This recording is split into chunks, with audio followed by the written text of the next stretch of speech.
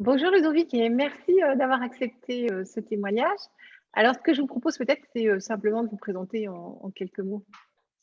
Bonjour Isabelle, donc Ludovic, j'ai 50 ans. Je travaille dans le conseil et l'accompagnement dans les ressources humaines depuis un peu plus d'une dizaine d'années.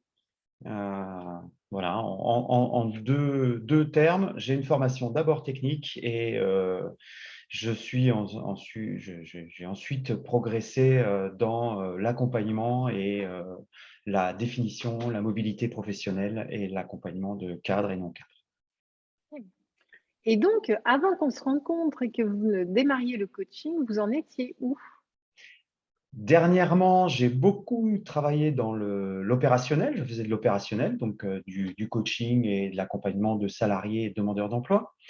Et j'ai progressé, la structure a progressé, s'est développée, et ma responsable m'a proposé de prendre en charge le développement.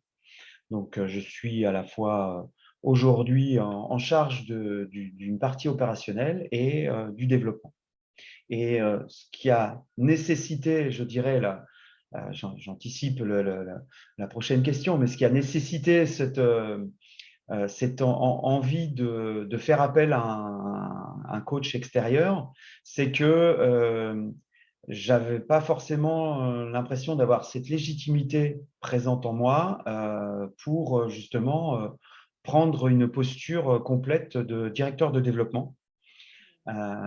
Donc, j'ai regardé et rencontré plusieurs coachs et mon choix s'est arrêté sur Isabelle.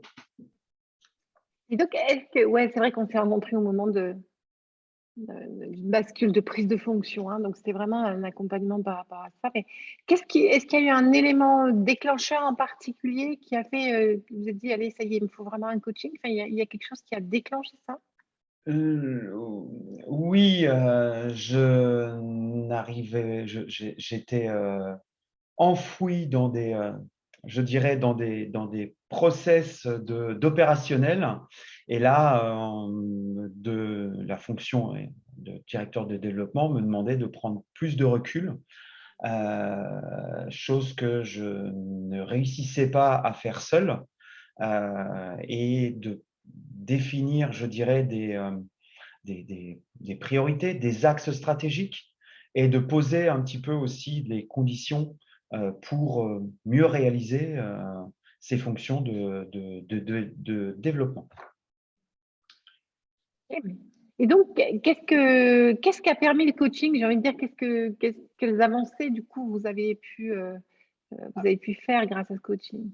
Alors, grâce au coaching, j'ai pu justement revoir les priorités personnelles, je dirais, et arriver, je dirais, à une phase d'introspection qui a été extrêmement importante, tout en menant en parallèle, hein, bien évidemment, du coaching, les missions que j'avais à réaliser. Il est apparu que finalement, cette notion de la direction de développement n'était pas forcément une des plus grandes euh, priorités qui étaient en moi, mais plus de garder un équilibre entre l'opérationnel et le développement. Ce qui a permis d'asseoir justement cette posture et de pouvoir l'exposer justement très clairement à ma direction, à ma directrice, pour justement avancer ensemble et pouvoir poursuivre justement cette collaboration. Une vraie autorisation à poser ce qui était important pour vous et à oser le lui dire, même si ce n'était pas forcément ce qui était Ce qui était attendu, j'ai envie de dire, hein. voilà, Donc, c'est ça, sortir de cette suradaptation. permanente. Une suradaptation permanente et donc d'avoir justement, grâce à tout le travail de questionnement, d'interrogation et tous les outils qu'Isabelle m'a proposé, justement, ça m'a permis de prendre conscience pleinement que je ne pouvais pas être sans arrêt en capacité de m'adapter et que finalement, l'attendu n'était peut-être pas forcément, ce qui était attendu n'était peut-être pas forcément ce que moi j'attends et j'attendais et je pouvais fournir. Donc voilà, donc ça a permis de me rééquilibrer et d'être plus serein par rapport à cela. Attention. Qu'est-ce que vous avez apprécié pendant nos séances? Ce que j'ai apprécié, ben, c'est la capacité d'adaptation qui a été développée par Isabelle. On a pu justement travailler sur des thématiques très précises qui en très peu de temps, en fait, hein, et qui m'a permis, moi, d'avancer, de ressortir avec des outils, des postures, des projections qu'aujourd'hui je peux mettre en œuvre et qui me permettent justement d'être plus en accord avec moi-même, en fait. Réaligné, hein. Il y avait quelque chose de vraiment de cet ordre-là, qui n'avait pas forcément été exprimé au démarrage d'ailleurs, hein. C'est toujours les objectifs cachés des coachings. Voilà, exactement. Et justement, hein, vous avez su vous réadapter face à des objectifs qui étaient finalement qui se sont avérés extrêmement importants pour moi, en fait. Ouais. Voilà. Et donc, qu'est-ce que vous pourriez dire à quelqu'un qui hésiterait encore à être accompagné? N'ayez pas peur d'y aller, n'ayez pas peur de vous confier, n'ayez pas peur d'avancer, prévoyez du temps pour réfléchir, pour avancer, parce que c'est une étape, c'est une chance de pouvoir être accompagné.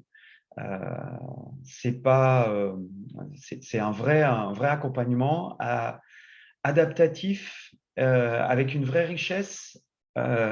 Isabelle donne d'elle-même, partage ses expériences aussi. Donc ça, pour moi, ça a été extrêmement intéressant. Et aujourd'hui, si je témoigne, c'est aussi ça. C'est que je trouve cette expérience, cette étape, pour moi, importante. Et je vous invite à vraiment à ne pas hésiter, à prendre contact avec Isabelle. Et après, vous verrez ce qui peut se produire par la suite. Mais n'hésitez pas à prendre contact avec Isabelle. Merci Sophie, ça me fait chaud au cœur. Eh bien, merci Ludovic pour ce beau témoignage. Et voilà, puis je souhaite bonne continuation dans cette recherche d'équilibre et de réalignement avec vous-même. Ça me paraît vraiment, c'est un chouette chemin que vous êtes octroyé. Merci Isabelle. Merci à vous Ludovic.